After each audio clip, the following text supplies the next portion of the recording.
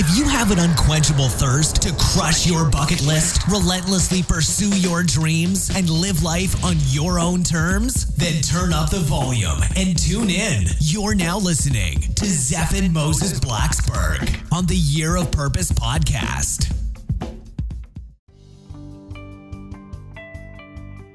This episode of the Year of Purpose is brought to you by our brand new book, Life Rescripted. Find your purpose and design your dream life before the curtains close. If you want to be the first in line to receive a free digital copy from me, all you have to do is head on over to www.liferescriptedbook.com to find out more. Hey everyone, this is Zeph and Moses Blacksburg from the Year of Purpose podcast, and today I'm joined by Rob Scott. Now, Rob is known for hijacking people's minds, rewiring their limiting beliefs, and leaving them completely transformed. He is a master-level coach who creates digital products and training programs for world changers that help them break through their deepest limits. After working with Rob, people become incredibly effective, more successful, and deeply fulfilled. His flagship product, called the Identity Shifting Mastermind, reprograms people's mindsets and connects them to their deepest purpose. You can find out more about how Rob hacks the human brain at robscott.com. And today, he's hanging out with me. What's going on, Rob? How you doing? Good to be here. Yeah, man. Thanks for being here today. You know, I want to dive right into your story because you were telling me a little bit before I hit record, and part of me was like, oh man, I really should have recorded this. So maybe if you could share with everyone kind of, you know, what you've gone through in a nutshell that has brought you to this point, because, you know, everyone kind of has a story of how they've learned to teach other people and how they've, you know, built their own gift through some sort of event that's occurred in their life. And so I know that you've had quite an interesting story so far, and maybe if you could share that with everyone. Yeah, for sure. It's interesting because my life today is really exceptional. Like, I'm deeply living in my purpose. I'm financially doing incredibly well. I'm with somebody I love. Like, things are amazing. But it certainly wasn't always like that. I had a start in life that was really, really difficult. I had a very abusive upbringing. I don't think I shared this part, but I was actually I was being raped repeatedly for years as a young child, and it really left me like unable to, I don't know, trust. It built a lot of shame in me. I didn't sort of get the safe emotional upbringing, the safe mental upbringing, and the safe physical upbringing that most or many people, end up getting. And so I was doing like drugs and starting to play with things at an obscenely young age, like 7 years old. I started to mess around with stuff with older kids, and I was sort of like a mascot for these college kids that were in the neighborhood, and would do anything that they kind of sent my way. And so I had a very skewed experience of growing up. That led to a lot of dysfunction, as you might guess. Later, I ended up very seriously addicted to really, really heavy stuff. That led to homelessness, in and out of institutions, halfway houses, rehabs, all that stuff. I was living on the streets. And then something changed. I really kind of woke up and I realized that nobody was punching me anymore. Nobody was doing this stuff, and that I had carried a mindset with my, in myself that was kind of carrying a chip on my shoulder, and it had a whole lot of stuff. It had like, I'm a tough guy. It had, I'm a victim. It had like, look at all I've been through, and really none of that was serving me. And so it was as if I was dragging this really crappy past and just kind of putting it into my future and continuing to live into it. And this was my company name is Fundamental Shift. This was a fundamental shift in my worldview. Like, it really shattered kind of everything that I thought. And that was incredibly profound for me. And so from there, what happened after that was I was able to affect change in my own life really, really dramatically. And I went from being homeless to being a temp in the in the basement of a business, to just a few years later becoming vice president of technology and being able to build and sell a very large and complex software company. I ended up helping that company sell itself into a much larger company, and was able to exit that in a really nice way. A side note to mention is that through that transformation, I also got really physically sick. I ended up getting a really aggressive cancer and having to go through a pretty horrible chemotherapy situation for a while. So what I like to tell people is I know what it is to be really dysfunctional physically, emotionally, mentally, and then I also know what it is to kind of come back for that. And so what happened after that was there was really nowhere else to go in that corporate environment. And somewhere along the way, about 2005, I started to do a podcast. And I was just sharing ideas on how we can evolve our mentality. What is it to evolve our consciousness and to become the next version of ourselves? What is it to shift our identity into something profoundly new? And what is hypnosis and NLP and all that? And I started to get listeners like all over the world that requested coaching from me. And I didn't think that was me at first. And then a friend was like, I would hire you right now. And I said, all right, let me try this. And immediately realized that that's what I've been best at almost my whole life. Like as a little child, I was pretty much coaching my parents into, getting along and seeing things differently and all that. So I definitely have a kind of innate ability here, but I've also spent many, many years now honing this and getting absolutely as good as I can get to get really, really phenomenal results out of people. And so for the last decade, I've been running this coaching business, and I love what I do. I feel like my office is a lab, and I'm in the lab trying to hack consciousness and see like what are the things that happen for people when they can get extraordinary results. That's absolutely amazing. And to see that, some of the things from your childhood, or at least some of the skills that you had back then, have kind of translated into where you've wound up now, is very neat. And there was something you said back there that kind of like put up a flag for me, was just you were talking about how you had gotten very sick. And there's tons of research. Obviously it's not a big thing we can prove just yet, but stress and how it compares in the body, and holding on to things from our past. I mean, it not only drags you down mentally, but there's a lot of new research coming out today that is showing that when we go through these events, our body itself is changing. The cells inside our body are morphing. And so I've always been curious or wondering, whether or not things like cancer are related to stress, inflammation, anxiety, a lot of the things that go on with us in our life when we hold on to our past, or when we, aren't in the right mindset. Just kind of curious on your take on that. Yeah, I agree. I think there's a lot of evidence that that our mentality changes how the neurons and the neuron bundles form and fire in our mind, which completely informs the hormone balance of the body and how much cortisol is going on and how much serotonin and dopamine, et cetera. So yeah, the mental and physical connection, we like to separate them because it makes it easier to kind of talk about different things to attack or fix or help. But we are holistic. We are one system that's very complex and kind of working. So I do believe that mentality or a history of stress or any of that stuff 100% adds to, can influence physical sickness or health.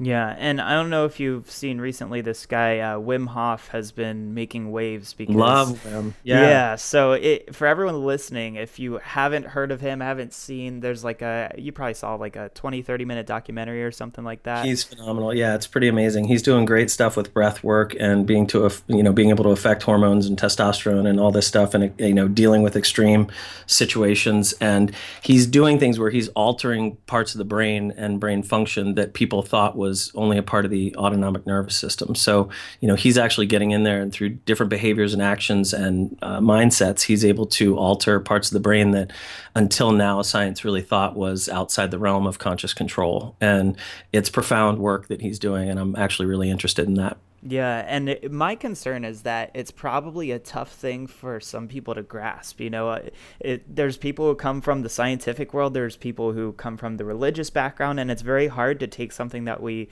saw as, metaphysical, something we couldn't totally explain, and now see proof that it's changing people. So it's very neat to see how that's transforming both with him, but how he's changing lives of others. Yeah. We're just finding out so much more about how the mind really does affect the body and everything else going on around us. And, I'm sure that's a big thing that you teach people is mindset, and how what you think completely controls what is going on around you. Well, let me speak to that a little bit.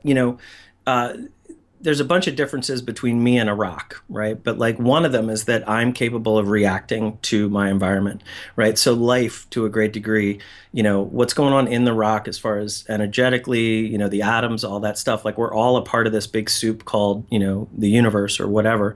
But things that are biological and things that can react on whatever level, whether that's an animal or a human, part of that is reacting to your environment, right? And so, we have sight, sound, we have all this stuff, and those fire neurons in our brain that actually go into the middle brain brain and actually fire things like emotions, like are we going to feel fear or whatever's going on. And then those actually set off things that happen, as I mentioned, in the basal brain and what happens in the nervous system, right? To run, is your heart supposed to beat faster because you're afraid or excited? Should it calm down because you're at rest and everything's okay? And if we were only reacting to our environment, we'd be much more kind of instinctual and reactive like some other animals that we see, right? There wouldn't be extra kind of stuff going on for us. But as humans, we have this big kind of extra part of our brain that sits on top, which allows modeling, imagination, memory, right? All these things. And so what we know now is that not only does what I see kind of influence that neuronal bundle that's going to fire different hormones off and different feelings and different state experiences, but so does what I'm remembering, what I'm imagining, how I'm thinking. And so the shortcut here to changing how we feel in any moment, and what I mean there is, like, if I'm going to go on stage and present, to go from being anxious to confident, right, very much is directly controlled with how you're making meaning in the moment. Like, how are you thinking about that? And there's all kinds of studies that actually show this all the way down to dying. You talked before about, does how you think or whatever affect, does the history of stress, and I would put onto that how you think, et cetera, affect your sickness. There are studies that show that people who live a life full of anxiety, that think that the anxiety is bad for them, actually die sooner, much sooner, than people that have anxiety but actually think about it in a way that go, this anxiety is normal, I'm at my edge, or this is exciting, or whatever. We now know that the way that we actually think about, like, how we're feeling, whether we make it okay for ourselves or not, and really that kind of almost goes down to a base level, like self-love or not. If we don't have that, we end up getting sicker. It totally fires, things that make stress levels higher in the body, which make us, oxidize faster and literally die sooner. And so, from the point of, like, how are you making meaning has everything to do with, like, how your body's going to respond, as well as, if I'm also in a situation where people are throwing punches at my head all the time, obviously I also have to deal with that, but very much how you think affects your body, no doubt. And it certainly affects your results. It affects whether or not you're going to be motivated about something. It affects all kinds of stuff. And one of the things that I do is, a lot of the way that we think, those patterns come in and they create an identity. They create a set of patterns where we have certain shortcuts or beliefs about what are possible for ourselves, right? And many, many people have really, really limiting identities, right? They have really, really limiting self-concepts about what they think is possible. And there's reason for that. It keeps us safe. It keeps us, able to live and reproduce, but it doesn't keep us, like, expressed. And so on a safety factor, it works really, really well. If you decide not to take that risk, that may mean that you actually live longer, but you don't necessarily live happier, right? And the risks aren't as costly as they used to be, but we're still coded to be very, very afraid of them, like getting on stage in front of a bunch of people or whatever. Back in the day, that might have meant you got stoned and killed if you messed up on stage. That's not an issue anymore, right? But yet our body reacts like it's still that high level cost. And so, what I try to do with people is have them master that part of how they're making meaning and how they think, so that they can respond in a way that's far more expressed. Taking somebody who's sure that they're just still like a wantrepreneur, right? Like, they want to be an entrepreneur, but they're not it yet because they have to learn something, or they can't do sales calls yet because it's just, they're not good enough yet, whatever that is. Well, if you actually turn that person into, I am an entrepreneur, well, an entrepreneur makes sales calls. An entrepreneur gets it done. An entrepreneur hires the right people. Like, it's just a whole different set of behaviors that come with that different identity. So all of our identities are changing all the time, but we're not doing it consciously, and we're usually doing it based on fear and resistance, instead of consciously going, wait, like, who do I really want to be, and what does that look like, and how do I step into that? And so, I'm really, really interested in helping people master that. Yeah, this actually reminds me back to when I had first started writing my book. I had always wanted to write a book, and I joined this coaching program. And once we had gone through figuring out just our outline, our title, what we wanted to write about, they were like, all right, now you're going to get the book cover designed. And I'm like, what? Yeah. Like, why am I designing the cover? The book's not written. And it was amazing what happened once we did this, because, I went along with them, like, all right, I guess I'll just get this cover design. And as soon as I saw that physical cover design, and, in Photoshop, they made it 3D, and I saw it look like a awesome. book, yeah, it solidified, like, I am going to write a book. Like It's a done deal. yeah, like this is what it's going to be. And it was so unbelievable what it was like to see that and the change that occurred to me. It actually changed the way the story was going to be written, which was so neat because I just had these ideas kind of across a page and had no clue how they're all going to tie in together. And when I saw what the artist did with that, I knew exactly how it was going to happen. Yeah. And so it's crazy when you kind of see that or envision, what could happen once you actually do something, what shifts in your mind after that point. So it's interesting because what happened was there was a difference in belief there of like, will it happen or not, right? Whether that was like totally conscious for you or not. But until we, see that happening, it's still like, maybe this won't occur. But looking at a finished product and kind of seeing it in that way, builds in these automatic like, oh, I can see the end now. Like this is actually happening. It's a real clarity on where you're going, right? In some sense. And so a lot of what I'm doing is helping people shape their belief systems. And I don't just mean like religious or political or whatever, but so much of our life is about what we believe really will happen or can happen or whatever. And most of us have these incessant limiting beliefs that we take on as truth, right? I'll never really be rich. I'll only ever live in this size house. My business maybe could be 100,000 a year, but it'll never be 10 million a year. These are happening kind of in the background. Not that they're even 100% believed, but they're like little whispers that are unconsciously coming up, showing us our limits, showing us kind of like where we fit in the scheme. And for anybody to have like a profound change, you really need to go in and edit that belief structure. And a great way with a book is to actually show yourself a finished product so that you all of a sudden go, oh my, yeah, of course, I'm going to do that now. Now it's clear, right? I know where I'm going. Yeah. And so when you say change, I have a question that kind of comes up for me because, someone I was talking to the other day was like, you can listen to as many Tony Robbins CDs as you want, right? But until you actually do one of the things that he says you should do, nothing's going to happen for you. So I'm curious, when you say change, what does change look like when you're working with somebody? They say it takes, 10,000 hours to learn a new skill or and 3 to 4 weeks to break a habit. Like settle down. That's there. You're yeah. So 10,000 hours is usually around mastery, and these are like dartboard kind of concepts, right? They talk about 30 days to make a habit.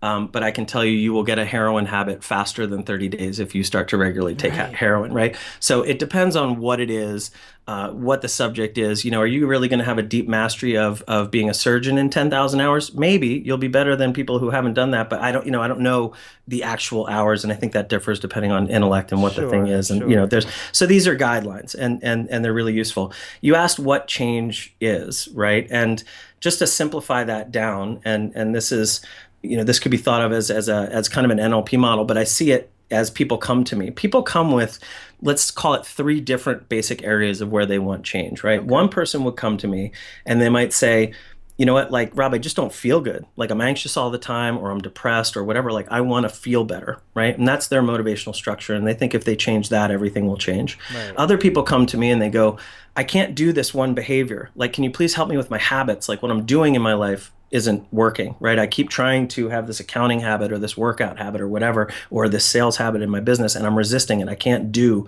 these things, right? So they want to change their behavior. And then other people have the goal of like, I want different events to happen in my life. I want the $10 million business, or I want the new girlfriend or boyfriend. I want this external kind of event to change. And what people don't realize is those are all a part of the same cycle of like being alive. Mm-hmm. And where the linchpin is there is really in how we make the meaning inside our head. And let me explain that for you. So if you think about how time goes by, basically events happen, right? And they go into my head, and we think that they just automatically go down, and whatever emotion happens is the right emotion. But really that emotion is coming from the meaning that I'm making in my head.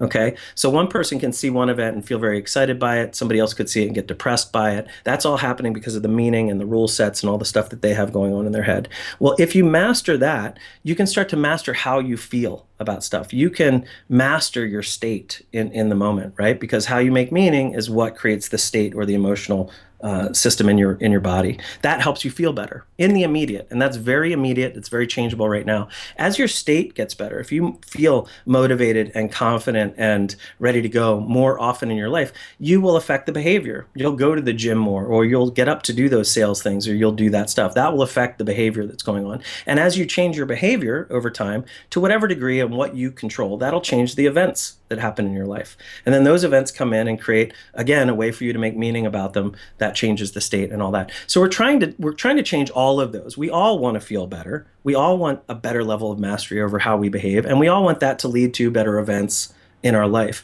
And ultimately, unless you're managing your state, right? If you're set to self-sabotage, it doesn't matter what advantages you have. It doesn't matter if you have tons of connections or lots of money or whatever. If your brain says, I'm not worthy of being a millionaire, you will immediately unconsciously make the decisions to hack away at that savings, ruin those relationships, whatever, so that you get to the level that your brain believes you deserve and you are. Okay. And most of us are set on limits that we're not even seeing. Right. Mm-hmm. So where change really begins is mastery of kind of how you make meaning about your situation. Does that make sense? Yeah, no, absolutely. Awesome. Very cool. It's I feel like my brain's being rewired at the moment. I mean, the reason why I asked that was, everybody's got their like surefire solution, do this, do that, your life will be better. And I think that you've really gone about it in a very creative way where you've been able to take, your own experience along with what you've learned along the way to teach others and how to make these changes in their life. Yeah.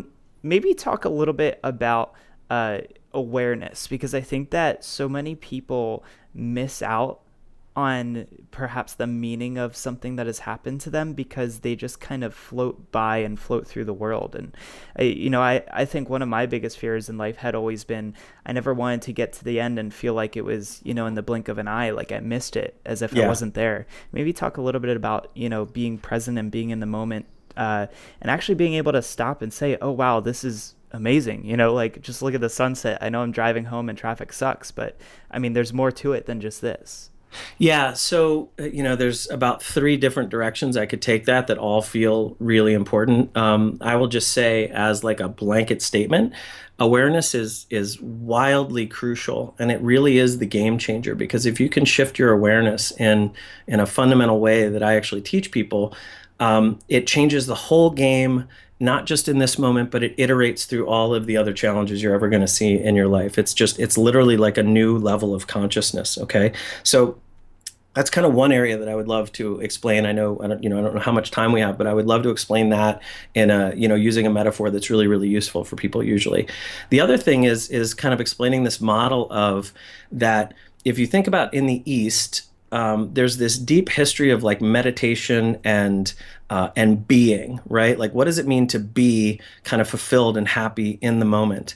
And here in the West, we're really good at doing, right? We're really good at like succeeding. It's almost like there's this science of success that we want to understand. How do we get to Mars and colonize it? How do we build nuclear technology? How do we make this magnetic train that do whatever? And here we're great, but we're maybe not as good at kind of being, right? Being present. And if you go back to the East, somebody who's really, really good at sitting and being present and being happy and fulfilled, they may not be as powerful in the world, right? Outside of that theater of managing their own emotions and stuff, they may not be causing enough change. And so, if another village comes to burn down all your houses, they may not be ready to deal with that or whatever, right? So it's actually both, right? We're not just trying to feel good. And we're not just trying to succeed, because if either one of those is missing, it's kind of incomplete. So it comes down to mastering being and doing, because one of the biggest things that would be horrible is if you master success but never feel great about it. If you've constantly put the next goal. Like when you make the million, now it's 10 million because you've just gotten good at reaching goals, but never can you sit and actually be satisfied in it. So, the shortcut there is to learn presencing techniques and things like that. Like, have a little meditation practice. I'm about to be rolling out a meditation challenge, which will teach people over a couple weeks how to have a really awesome meditation practice that's like fun for them, that's not challenging or difficult, and it'll explain why that's better for success and all this stuff. But essentially, Eckhart Tolle might be teaching people how to be, right? Being in this new way that's really profound. Tony Robbins might be teaching, or like a Les Brown or whatever, might be teaching this success model, but very few people are trying to teach both and integrate them. And I usually call, when you've mastered both, I call it stillness in motion, right? It's bringing this really present quality to the actions that we're trying to do so that we live a life full of purpose and connection and wonder. Because in any moment we can be criticizing, we can be hating whatever's going on, or we could be really appreciating what's amazing, like what our breath feels like or what our feet feel like on the ground. And as we slow down, we'll realize that the universe is giving us a massage all the time, but we're being too loud in our thinking to really feel it. A great little metaphor for that is, imagine going into the best masseuse in the world, right? And two different people are going to go in, and the first person is laying down getting the massage, but the whole time they're thinking about how their taxes are late, how the management structure of their company is wrong, who they have to hire, right? They miss the whole massage. Like they never brought their attention to the moment to be with this beautiful massage that they could have received. Another person goes in and actually just focuses on their breath and the feeling of what's going on. They put down all the other stuff. They've now managed their attention, right? And they've put their attention on where they are. And when that happens, it's beautiful. If we were to do like a little breathing exercise in just a few short breaths, you can start feeling that there's all these beautiful tingling sensations. You can notice what the air in the room feels like on your skin. You can notice sounds around you. And all of a sudden there's this wealthy sensation that can start coming up where you realize, oh my gosh, I'm already arrived. I don't have to be anywhere else. Sure, I've got goals and I want to do stuff, but like I can really enjoy where I am also. That's starting to have a mastery of being, right? And without losing like, hey, and I've also got to pay the bills, and I want to grow this business, and I've got these games in my life that I want to play and do well, right? Mastery of both of those is a much higher level of consciousness, and it's a much, it ends up having people be much more successful across their life. Yeah, I mean, that makes me think a lot about something I call like Gmail syndrome. Is every time your phone goes off, you want to answer that email immediately. Yeah. And the truth is the world's not going to end, if you don't answer it right away. No, not at all. And so we have so much trouble turning off, even just for a little bit. And tech detoxes are huge. I think I took like 4 days away from all electronics and just spent a lot of time on the water. And it's crazy what happens. Oh my when God, you get back are you okay? Did you make it? I made it. I awesome, mean, right? I posted on Facebook about it afterwards and told people I'm still alive. But yeah, I mean, it's crazy. It resets the system, right? It resets the system quite a bit. Well, and I stopped getting those phantom vibrations, where you think you're going to get a text message and then you realize that your phone wasn't even in your pocket. Yeah, exactly. So it's unbelievable in such a short period of time. Well, it's funny because our body's reacting to history all the time in these different ways. Like if you look at the biology of what happens to us, genetically, we're carrying the genetics of like all the way back, like the beginning of the universe kind of stuff, right? Is expressed to us in some way through our genes.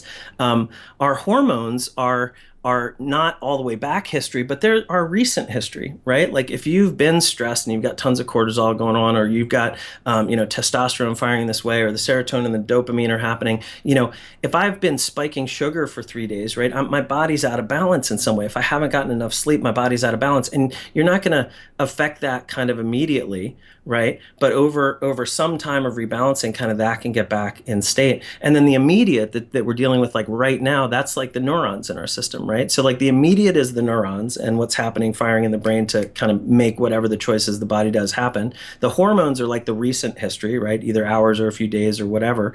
And then our genetics are kind of the history of the whole the whole thing. And that all together makes up, this life force that's capable of either taking action or not, feeling good and balanced and confident, or anxious and depressed and sad and want to crumple into a ball, right? There's great diversity in how that human structure will show up.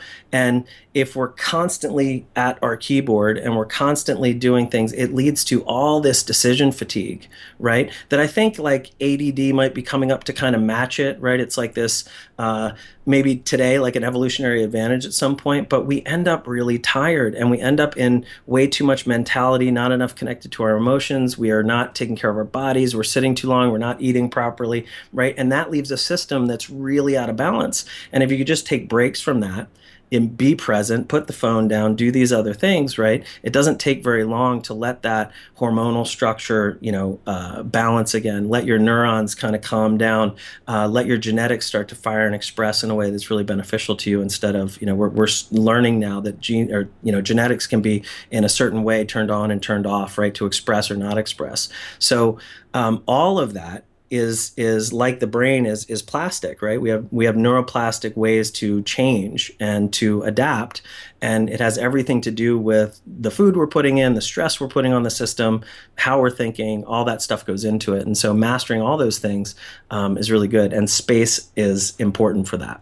Yeah, and I think one of the biggest takeaways from all of this is that you are not stuck in your ways. Rob, you most certainly have given people an opportunity to rewire the way that things work for them. So I think anyone feeling stuck right now, don't feel hopeless, because there's so many different things that you can do here, so many little changes that you can make. Which, just to kind of round it off, I would go back to that whole 10,000 hours of mastery. It doesn't have to take that long. I mean, there are changes you could do right here in the next hour that could really make a big difference in your life. And so can I speak to that? Yeah. Because mastery is a stage evolution, and stages always come beginner, intermediate, advanced, but you can enjoy whatever stage you're at. You don't have to be a master before you feel amazing about your life. Usually it's about just going in the right direction. So somebody who's really heavy, as soon as they start showing up for themselves, like even in a few days of now going to the gym and eating differently, they feel so much better. So your state and how you feel and your happiness and your fulfillment and all that stuff can be affected almost immediately. And as you continue toward your goals, the mastery, right? As soon as you're 20 pounds down, let's say you're 100 pounds overweight, once you're 20 pounds down, now you're like an inspiration to those around you. You love it. You feel like a different person. You've got this different identity. You're still 80 pounds overweight, but the difference is you're not hanging around at 80 pounds overweight. You're headed in the right direction. And that's exciting. That feels amazing. And so your life is completely different. And over time, you'll continue to go down. And eventually, I've had clients that end up running triathlons from that situation and whatnot, and they become real athletes and totally fit and all that. But the mistake that we make is thinking that I've got to be the triathlete before I feel good. And that has nothing to do with it. That's becoming the triathlete is a byproduct of feeling amazing and going in the right direction, right? And so, very, very fast change and profound change is much more immediate and can happen a lot faster than people think as you rewire kind of how you make meaning and how you show up for yourself in the world. So if you had any sort of final words just to, whether it's words of encouragement or, of transformation, let me put it this way. If you had, 30 seconds to tell someone the one biggest thing that could change their life, what would you even say to them? Without a doubt, it's about shifting your level of awareness to understand how you see. Most of us are looking through lenses that we can't even see, that are skewing our view on the world. It's actually what I call our human delusion. With just a little bit of training and understanding, whether that be meditation or working with a coach or doing something, you can become self-aware in a new way where you don't carry your limits in the same way. And once you can systematically drop your limits and challenge them and decide to put new thinking in your head, you control so much more of your life than you think you do. And that's a level of enlightenment that I'm really committed to sharing with our world, so that we can all grow and move toward success and sustainability and appreciating all the abundance that's around us, instead of all the other way is fear and wars and fighting and feeling lack. So the one soundbite is you control way more of this than you think, and there are ways to grow. And the first step is to become more aware. Awesome. This talk, Rob, has been great, and I would love to give people a way to, get in touch with you or find out more about what you do. What's the best way for people to keep track of what you're doing? Sure. I've got my blog is over at robscott.com, and there's a ton of free videos. There's a free coaching course people can sign up for. There's all kinds of goodies and great information over there. If people are specifically interested in the process of identity shifting, I've got a website at identityshifting.com where they can check that out. Awesome. Well, thanks for being here today, and we'll definitely be in touch very soon. Thank you so much. This has been a blast. This episode of The Year of Purpose is brought to you by our brand new book, Life Rescripted. Find your purpose and design your dream life before the curtains close. If you want to be the first in line to receive a free digital copy from me, all you have to do is head on over to www.liferescriptedbook.com to find out more. I've discovered what I think is the world's most effective process to design your path in life. It'd be a shame if I didn't share it. In Life Rescripted, you will discover the number one strategy for determining your life purpose and how you can start a new path today, the 5X life hack rule for accomplishing your dreams and designing your life on your own terms 5 times faster, the ultimate solution for fear and how you can leverage it right now to make this year your best year yet, and so much more. Reserve your spot in line to get a free copy at www.liferescriptedbook.com, and I will see you in the next episode.